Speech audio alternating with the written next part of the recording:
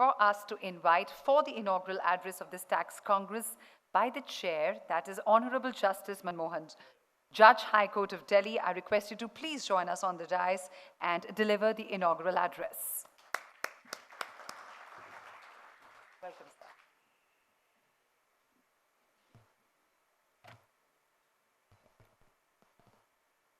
Respected Dr. Debroy, Mr. V.K. Garg, Mr. Shilendra Kumar, ladies and gentlemen, a very good morning. It's a very difficult act to follow, Dr. Debroy, but I'll make an effort. See, the completion of a century of direct taxes, 1922 to 2022, is perhaps a good time to pause and reflect on the years gone by and to examine whether there are critical lessons that one must learn for the future. Our generation has seen technological changes at a very fast pace.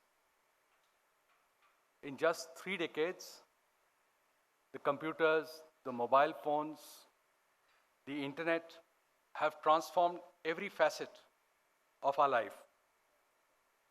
It is but inevitable that our legal system, including the administration and adjudication of taxation, must adapt itself to meet the challenges of the increasingly digital and electronic world. The Indian Income Tax Act 1922 was in operation for about 40 years before it was replaced by the Income Tax Act 1961, which recently completed its Diamond Jubilee. In fact, the levy of income tax in British India was made for the first time in 1860 to meet the financial difficulties that arose out of mutiny of 1857. These were different taxes, but a regular income tax was first imposed in 1867. It was short-lived for 5 years. A proper levy of income tax was made in 1886, which was then replaced in 1918, when for the first time 6 heads of taxation were introduced. An All India Income Tax Committee was formed, and on its recommendation, the Indian Income Tax Act 1922 was enacted. The working of this act was examined in detail in the 12th report of the Law Commission 1958. Another committee called the Direct Taxes Administration and Inquiry Committee also submitted its report in 1959.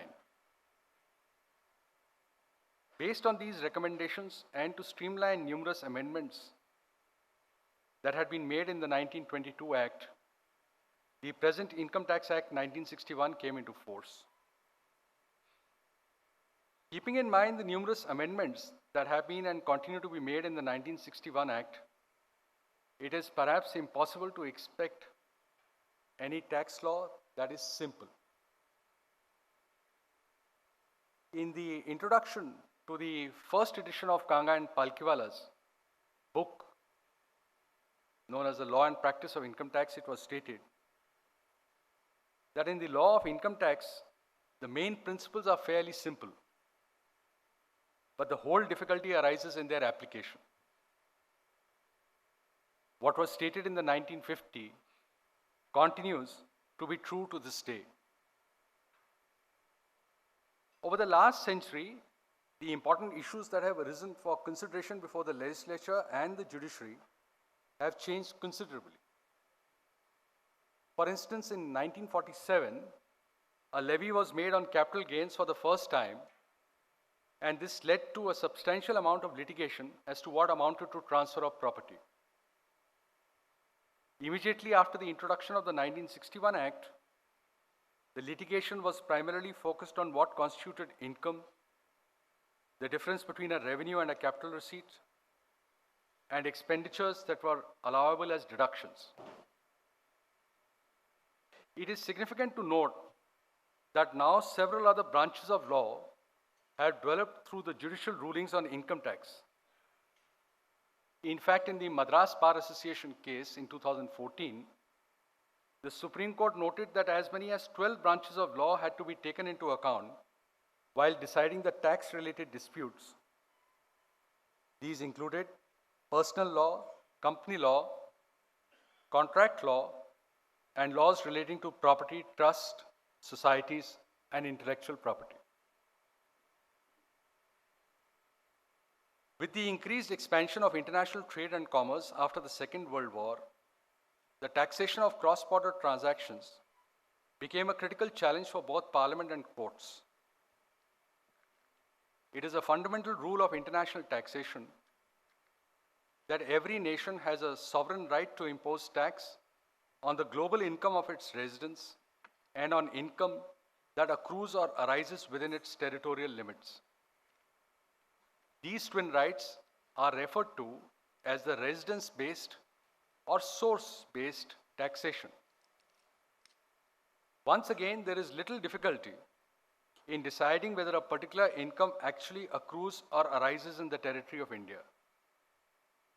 The challenge starts when deeming fictions are created and income is deemed to accrue or arise in India under various situations which are set out, for example, in Section 9 of the current Act. Thus, what amounts to business connection, what is royalty or fees for technical services, continues to be the subject matter of extensive litigation. A combination of source and residence rules inevitably led to double taxation. And this, in turn, led to signing of numerous double taxation avoidance agreements, which are bilateral treaties that enable tax being levied in any one of the contracting states. The double taxation avoidance agreements unfortunately led to treaty shopping. According to experts, treaty shopping is a graphic expression used to describe the act of a resident of a third country taking advantage of a fiscal treaty between two contracting states.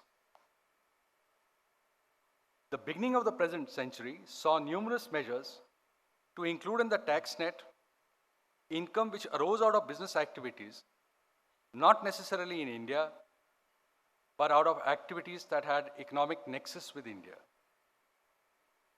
An example is transfer pricing, where rules were framed to ensure that transactions between associated enterprises were at arm's length and there was no underreporting of income in India. This branch of the law grew rapidly as well. But the digitalization of the economy and increase in cross-border trade required a far more comprehensive response from the international community, as under the existing law, different countries impose different corporate tax rates on multinational companies. As a result, multinational enterprises tend to locate in lower tax jurisdictions to minimize their tax burdens and treat more or all of their profits as sourced to that country, bringing down their effective tax rate or ETR. This led to increased tax revenues in countries with lower tax rates and decreased revenues in countries with higher rates. These tax strategies are called profit shifting and result in base erosion in countries with higher corporate tax rates. These strategies are also called by some experts as smiley transactions. Smiley because the multinational enterprises have the ability to shift their profits to any end of the smile. India alone loses billions of dollars in taxes annually owing to global tax planning by multinational enterprises. The first major international response to shifting of profits came on February 12, 2013, when the Organization for Economic Cooperation and Development, OECD, involving the G20 countries, published its report on base erosion and profit sharing, popularly known as BEPS. In 2015, the OECD released 15 action plans, which came to be known as BEPS 1.0. These action plans were based on the premise that fundamental changes were needed to prevent double non-taxation, as well as cases of no or low taxation associated with practices that artificially segregated taxable income from the activities that generated it. For instance, to deal with treaty abuse, the G20 BEPS project required countries to adopt at the minimum rules designed to ensure that only true residents qualify for treaty benefits. These included various combinations of limitation of benefits called the LOB rules, which were a specific type of anti-treaty abuse rule, and or the more general principal purpose test, PPT as it is called, and amendments to tax treaties to specifically state that their objective was to prevent double taxation and not facilitate treaty shopping. The important changes that were introduced in India on the basis of BEPS 1.0 were: 1. Equalization levy to address the tax challenges of a digital economy. 2. Thin capitalization rule to limit the allowance of interest expenditure on companies and permanent establishments. 3. The place of effective management, or POEM rules as they are called, which deemed a non-resident company to be a resident depending on where the key management and commercial decisions were taken. 4th, the concept of significant economic presence, by which a non-resident company was deemed to have a business connection in India. Consequently, if the aggregate amount of business during the previous year by a non-resident exceeded the prescribed limit, the non-resident was deemed to have a business connection in India with consequent tax liability. Apart from India, several countries in pursuance to BEPS 1.0 started taxing whole or part of the income that arose on account of economic activities that had a relation with that country. Thus, novel or unilateral measures such as digital service tax, diverted profit tax, multinational anti-avoidance law, overseas receipt in respect of tangible property were introduced. This led to protests from various countries. The aforesaid measures represented the first substantial revamp of the international tax rules. However, these measures did not completely iron out the concerns of a digital economy. In fact, the main concern of the governments all over the world continues to be the shifting of profits and advent of new technologies, which permits big companies to do business without any physical presence in a country. It has been widely reported in social media and newspapers that Facebook's UK operations paid a mere euro 29 million in corporation tax last year, despite reporting a record euro 3.3 billion euros in sales. The social media company's latest accounts for its London-based arm showed gross income from advertisers surged by more than 37% last year, from euros 2.4 billion to euro 3.3 billion. The company paid euros 29.8 million in UK corporation tax last year, down on the euro 36.7 million it paid the year before. Needless to state, this led to a furore. Further, when the concept of permanent establishment was introduced in the 1860s, little could one imagine anything other than a physical presence. With the advent of a new age technology, the concept of virtual presence has gained significance more than ever before. Over the years, as the term permanent establishment has evolved with time and has found new dimensions with judicial interpretations, one can safely vouch that it has become incapable of taxing digitalized economy fully. To meet these challenges and to ensure a coordinated and consistent approach, OECD broadened its BEPS discussion to include more than 140 countries through a platform called Inclusive Framework. On 1st July 2021, of the 141 members of OECD G20 Inclusive Framework, 137 signed on to the statement that set forth the key terms for a two-pillar framework to overhaul the international tax rules. This phase of BEPS is known as BEPS 2.0, and it takes forward the unfinished agenda of BEPS 1.0.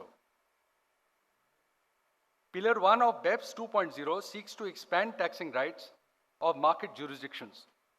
That means the countries in which the goods or services are purchased or consumed.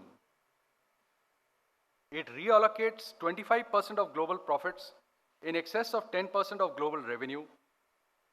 That means 25% of residual profits of multinational enterprises having a global turnover above Euro 20 billion to the jurisdiction where the markets are. Consequently, Pillar 1 is quite path-breaking, as it does away with the concepts of permanent establishment, arm's length price, single entity principle, necessity of physical presence, and recognizes a group entity. There is a proposal to reduce the global turnover threshold of multinational enterprises from Euro 20 billion to Euro 10 billion 7 years after Pillar 1 comes into force.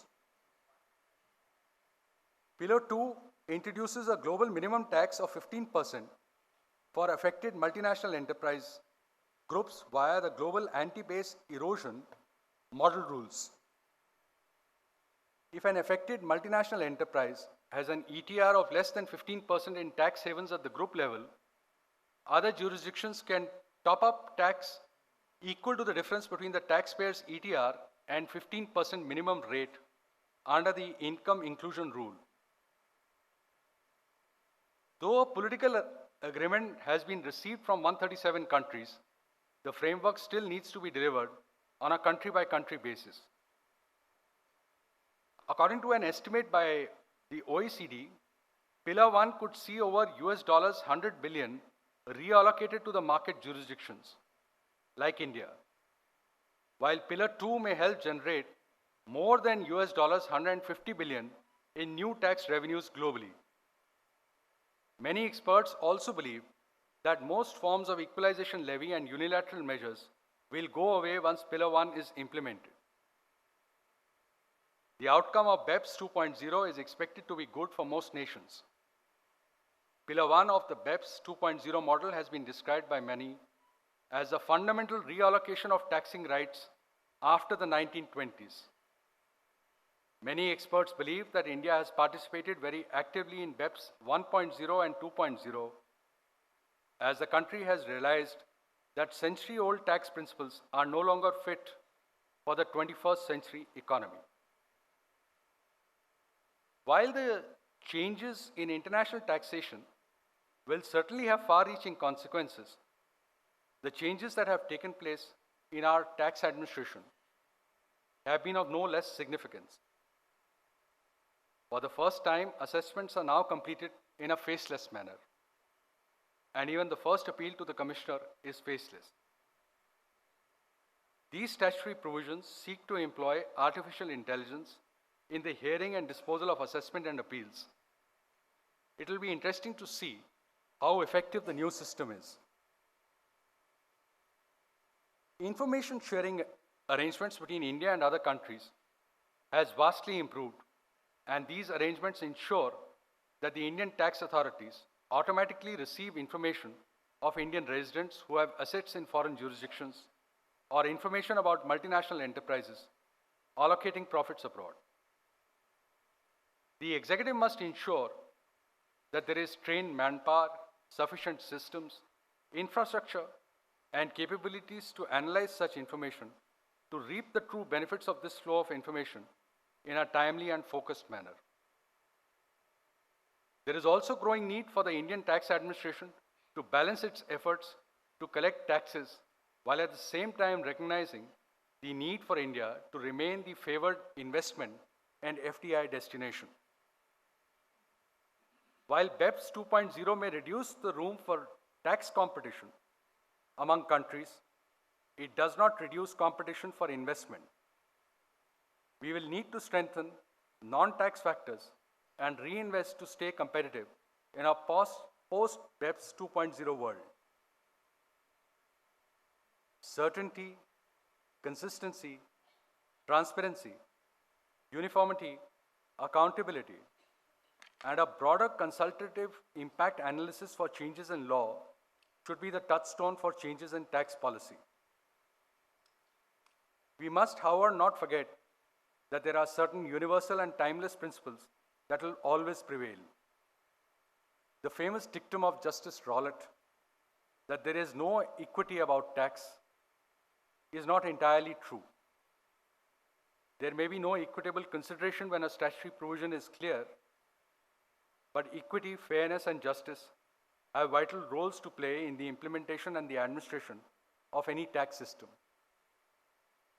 After all, taxation is only a means to an end of economic development of any nation. It cannot be an end in itself.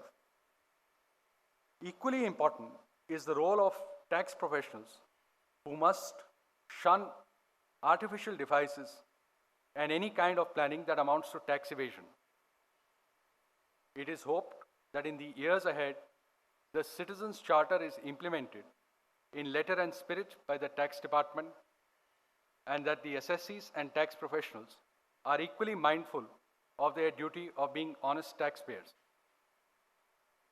Only then we will be able to thrive with steady economic growth and good jobs. In conclusion, I would like to say that we are living in interesting times. In fact, challenging times. If international tax systems change only once every 100 years or so in a significant way, then it is happening now. You're all blessed that you have an opportunity to participate in this extraordinary change. It is a challenge and an opportunity which requires a nimble-footed response. Thank you very much.